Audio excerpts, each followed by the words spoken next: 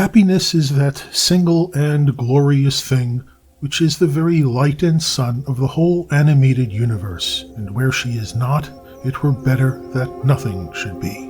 Without her wisdom is but a shadow, and virtue a name. It is in the pursuit of happiness that the energies of man are put forth. It matters not that we are generally disappointed in the ultimate results of our endeavors. Earthly happiness is a phantom of which we hear much, but see little, whose promises are constantly given and constantly broken, but as constantly believed. She cheats us with the sound instead of the substance, and with the blossom instead of the fruit. Anticipation is her herald, but disappointment is her companion. In the ideal scene, everything is painted in bright colors. There are no drawbacks, no disappointments in that picture, but in the reality, they are sure to appear.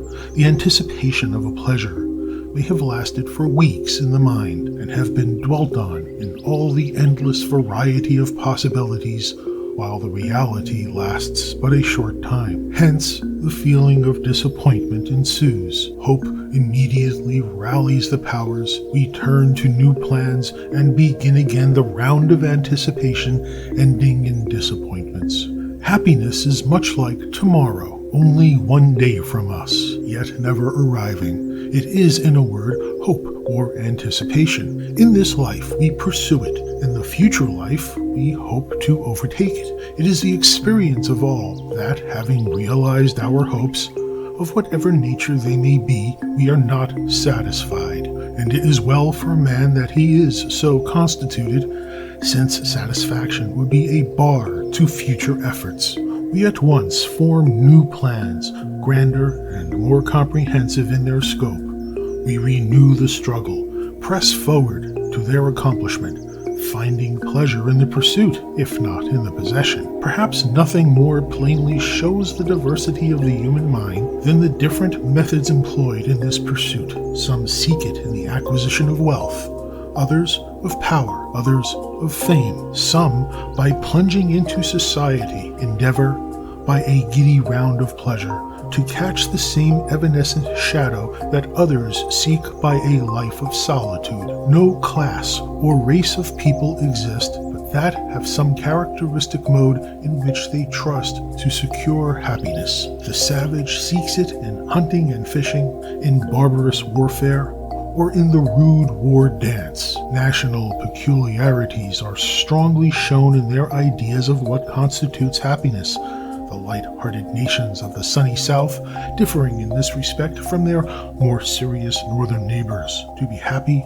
is the summing up of all the ends and aims on earth. It is a noble desire, implanted in the human breast by the Creator for purposes known only to His wisdom. We talk of wealth, fame, and power as undeniable sources of enjoyment, and limited fortune, obscurity, and insignificance as incompatible with felicity. This is an instance of the remarkable distinction between theoretic conclusions and experience. However brilliant in speculation, wealth, fame, and power are found in possession impotent to confer happiness. However decried in prospect, limited fortune, obscurity, and insignificance are by experience found most friendly to real and lasting pleasure. It is not this or that or the other peculiar mode of life, nor in any particulars of outward circumstances, nor in any definite kind of labor or duty that we may positively expect happiness. If we do, we shall be disappointed,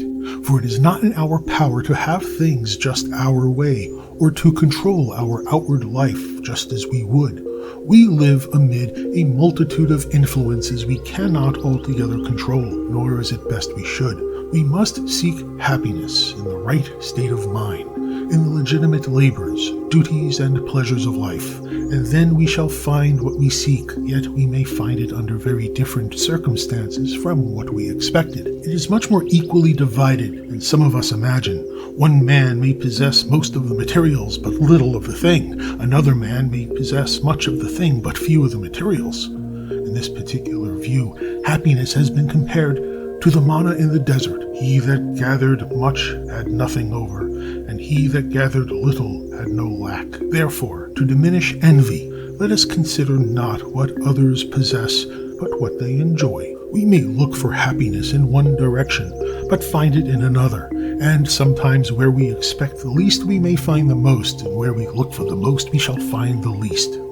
We are short-sighted, and fail to see the ends of things. A great deal of the misery of life comes from this disposition to have things our own way, as though we could not be happy under any circumstances except those we have framed to meet our own wants. Circumstances are not half so essential to our happiness as most people imagine. A cabin is often the seat of more true happiness than a palace. Kings may bid higher for happiness than their subjects, but it is more apt to fall to the lot of the private citizen than the monarch. She sends to the palace her equipage, her pomp, and her train, but she herself is traveling incognita to keep a private appointment with contentment, and to partake in a dinner of herbs in a cottage. The disposition to make the best of life is what we want to make us happy. Those who are so willful and seemingly perverse about their outward circumstances are often intensely affected by the merest trifles. A little thing shadows their life for days. The want of some convenience, some personal gratification, some outward form or ornament will blight a day's joy. They can often bear a great calamity better than a small disappointment, because they nerve themselves to meet the former and yield to the latter without an effort to resist. Molehills are magnified into mountains, and in the shadow of these mountains they sit down and weep. The very things they ought to have sometimes come unasked, and because they are not ready for them, they will not enjoy them, but rather make them the cause of misery. There is also a disposition in such minds to multiply their troubles, as well as magnify them. They make troubles of many things, which should really be regarded as privileges, opportunities for self-sacrifice, for culture, for improving effort. They make troubles of the ordinary allotments of life, its duties, charities, changes, unavoidable accidents, reverses, and experiences. This can be considered in no other light than morally wrong, for these common allotments and experiences were beyond all question ordained by infinite wisdom as a healthy discipline for the soul of man. Some spend life determined to be vastly happy at some future time, but for the present put off all enjoyment, even of passing pleasures, seemingly for fear lest all such present comfort detracts from the sum total of future enjoyments.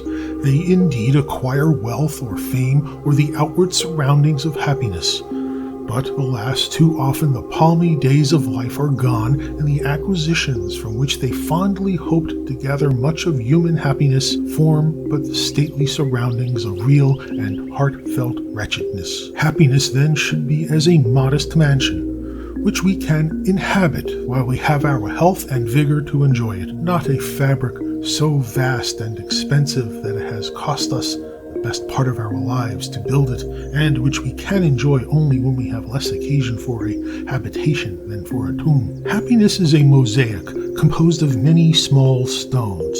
Each taken apart and viewed singly may be of little value, but when all are grouped together, judiciously combined, and set, they form a pleasing and graceful whole, a costly jewel. Trample not underfoot, then, the little pleasures which a gracious providence scatters in the daily path, while in search after some great and exciting joy. Happiness, after all, is a state of mind. It cannot consist in things. It follows thence that in the right discipline of the mind is the secret of true happiness. In vain do they talk of happiness who never subdued an impulse in obedience to a principle. He who never sacrificed a present to a future good, or a personal to a general one, can speak of happiness only as the blind do of colors. The fountain of content must spring up in the mind, and he who seeks happiness by changing anything but his own disposition will waste his life in fruitless efforts and multiply the griefs which he seeks to remove. The trouble often is we are too selfish, too unyielding in our arrangements for life's best good, Because we cannot find happiness in our own way, we will not accept it in its appointed way, and so make ourselves miserable. Some excellent people are very unhappy from a kind of stubborn adherence to their settled convictions of just what they must have and what they must do to be happy. They lose sight of the fact that God rules above them, and 1,000 influences work around them, partly at least beyond their control. They have not determined to accept life cheerfully in whatever form it may come, and seek for good under all circumstances. We must seek for happiness in heaven-appointed ways, in study, duty, labor, exalted pleasures, with a constant effort to find it.